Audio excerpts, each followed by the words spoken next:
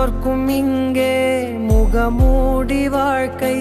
கண்ணே உன் முகம் போல நிஜம் ஏது? உலகத்தின் ஓசை ஓயாது கண்ணே, என் தோளில் தலை சாய்ந்து நீ தூங்கு. இன்னும் இன்னும் நெடுந்தூரம் சென்றார் அன்பென்னும் ஊர் சேரலாம். பொன்னும் பொருளும் தேடாத உறவை அவ்வூரில் நீ காணலாம்.